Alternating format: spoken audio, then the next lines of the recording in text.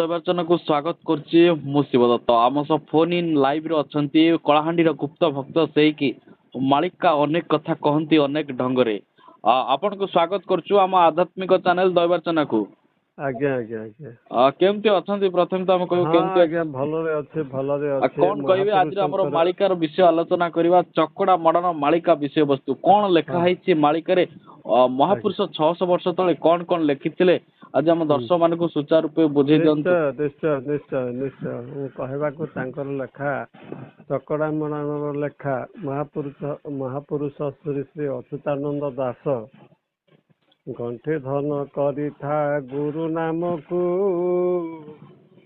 କଲିଗୋଲ ଉତ୍ତପାତ ଦକ୍ଷିଣ ଦିଗ ମହାଘୋର ଯୁଦ୍ଧ ହେବ ଏ ଜମ୍ବୁ ଦ୍ୱୀପ ଗୁରୁ ପାଦକୁ ଧର ଭଜ ତୁ ଏକାକ୍ଷର ଗୁରୁ ପାଦକୁ ଧର ଭଜ ତୁ ଏକାକ୍ଷର ସତ୍ୟ ଶାନ୍ତି ଦୟା କ୍ଷମା ତତ୍ତ୍ୱ ଗୁଣକୁ ଗଣ୍ଠି ଧନ କରିଥା ଗୁରୁ ନାମକୁ କଲା ଧଲା ଘୋଡ଼ା ତହିଁ ବାହାର ହେବ କାଲିଆ ବଦାରେ ମୁଣ୍ଡ ଗୋଲ ଗଡ଼ିବ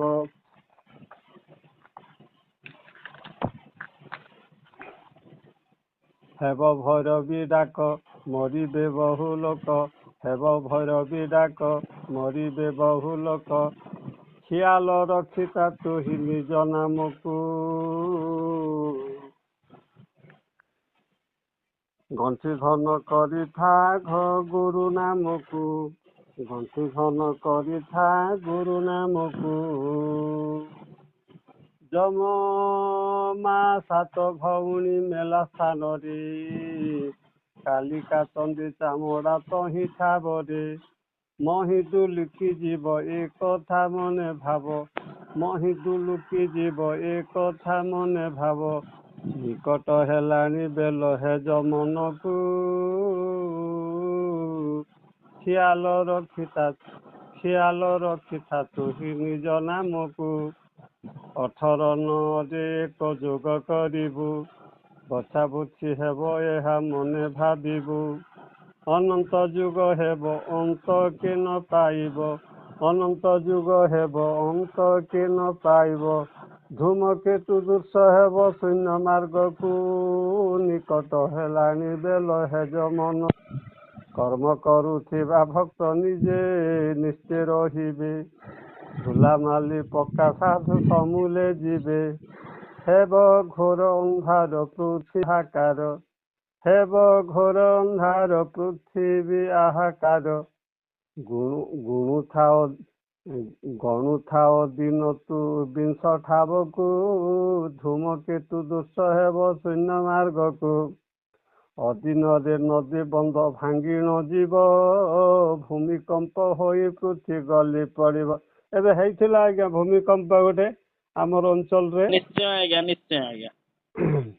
ଅଦିନରେ ନଦୀ ବନ୍ଧ ଭାଙ୍ଗି ନ ଯିବ ଭୂମିକମ୍ପ ହୋଇ ପୃଥିବୀ ଗଲି ପଡ଼ିବ ମହାଭାରତ ଗୋଲ ଗ୍ରାମେ ଗ୍ରାମେ ପ୍ରବଳ ମହାଭାରତ ଗୋଲ ଗ୍ରାମେ ଗ୍ରାମେ ପ୍ରବଳ ସ୍ଥିର କରି ରଖିଥାଅ ଚକା ଢୋଲାକୁ ଗଣୁଥାଅ ଦିନ ତୁ ବିଂଶ ଠାବକୁ ମାତିବେ ଯୋଗିନୀ ପଲ ଦଲ ଦଲ ମାତିବେ ଯୋଗିନୀ ପଲ ଦଲକୁ ଦଲ କାମ ଶକ୍ତି ସଂସାରେ ହେବ ପ୍ରବଳ ବାରଣ ହେବ ନାହିଁ ତହିଁ ଭଉଣୀ ଭାଇ ହଉଛି ଆଜ୍ଞା ହଉଛି ବାରଣ ହେବ ନାହିଁ ଆଜ୍ଞା ନିଶ୍ଚୟ ବାରଣ ହେବ ନାହିଁ ତହିଁ ଭଉଣୀ ଭାଇ ଚିତେ ବସି ହେଜୁଥିବୁ ଭାଗବତକୁ ସ୍ଥିର କରି ରଖିଥାଅ ଚକା ଢୋଲାକୁ ଏକଲି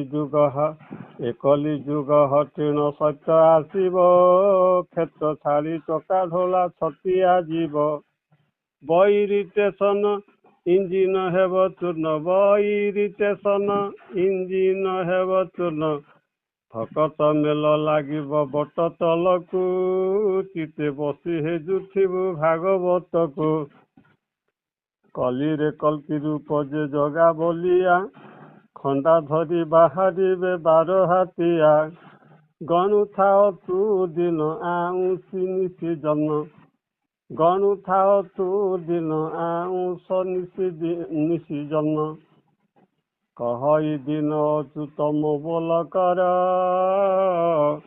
ଭକତ ମେଲ ଲାଗିବ ମୋବେଲ କର ଲୀଳା ଲାଗିବ ପ୍ରବଳ ଦଳକୁ ଦଳ ଧର ତୁ ନାମ ବ୍ରହ୍ମ ଗୁରୁଙ୍କ ପାଦେ ଧ୍ୟାନ ଅହର୍ନିଶି ଭଜ ତୁ ହି କଲ୍କି ରାମକୁ ଭକତ ମେଲ ଲାଗିବ ବଟ ତଳକୁ। ଶ୍ରୀ ଶ୍ରୀ ଅଚ୍ୟୁତାନନ୍ଦ ଦେବାୟ ନମଃ। ସହତିବ ଗୁପ୍ତ ଲୀଳା ଚାରି ଅଙ୍କ ତୁ ଚାରିକୁ ମେଲା ଚିତେ ଭଜ ଚକା ଧୋଲା ପାଞ୍ଚ ପାଞ୍ଚକୁ ରଖିବୁ ପାଞ୍ଚ ସରି ଯିବ ପଞ୍ଚ ସଖାକୁ ଧ୍ୟାଇ ତା ଗୁରୁ ପାଦକୁ ଛକୁ ତୁ ଧର ଛକୁ ଛରେ ଗୁଣନ କର ଛାନିଆ ହେବ ସଂସାର ସାତକୁ ସାତେ ଥିବୁ ଧରି ସତ ଉପୁଜିବ ଦିବା ସର୍ବରି ସଂସାରେ ଯେ ହତ ସିରି ଆଠରେ ଅଠା ଲାଗିବ ଆଠ ଆଠ ମନେ ଭାବ ଭାରତେ ଖେଳ ହୋଇବ ନକୁ ହୃଦୟରେ ଧର ন ଭକ୍ତି ଗତି ସଂସାରେ ସାର ନନୁଆ ଠିକଣାଗାର ଦଶକୁ ନ ଗୁଣନ ন ଯୋଗ କର କଥି ସଙ୍ଗେ ନ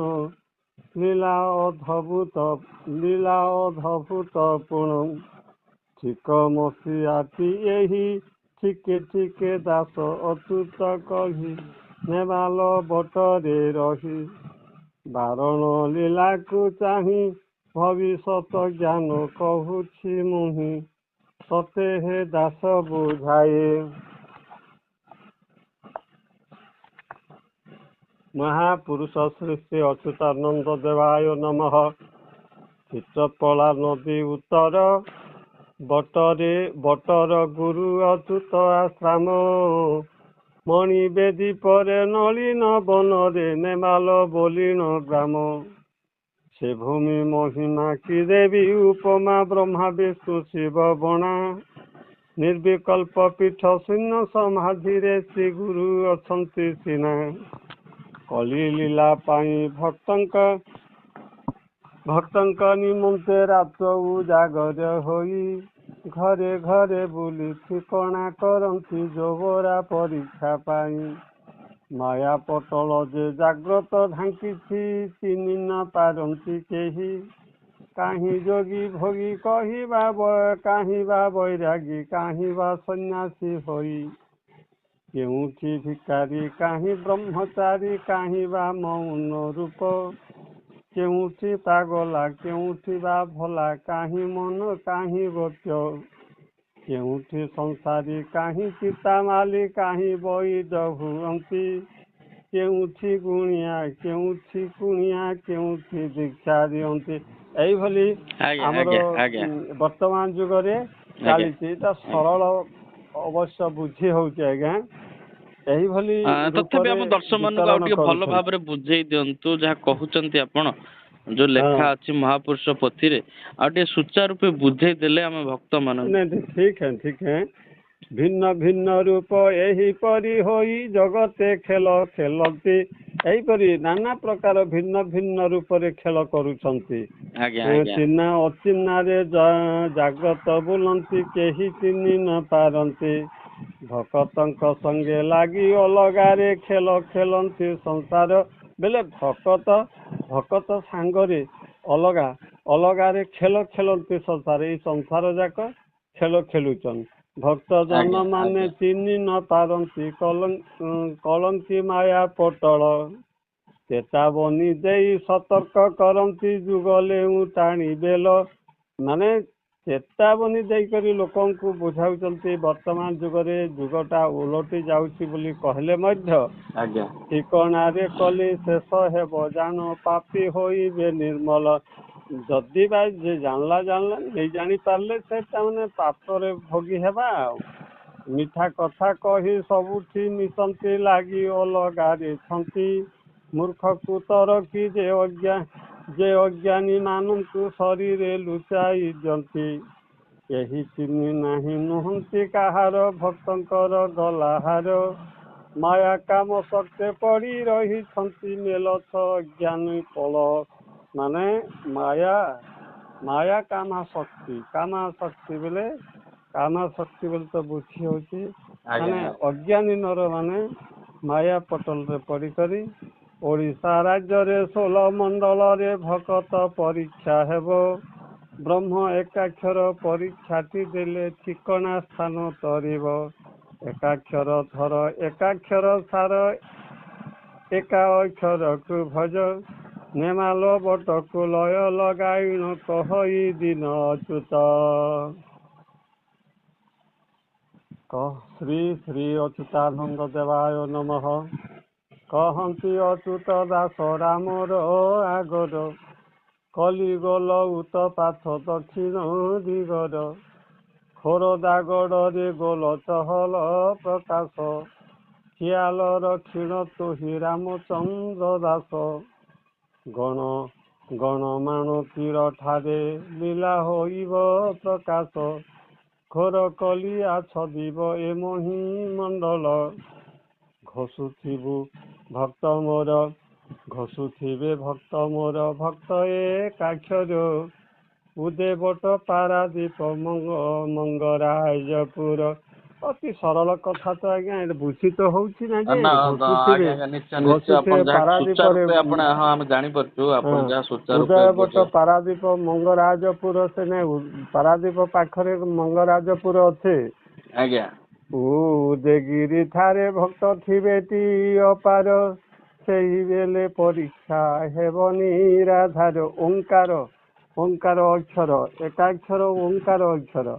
ଶଶା ପଡ଼ା ଠାରେ ଅଛି କଲିରାଜାଗଡ଼।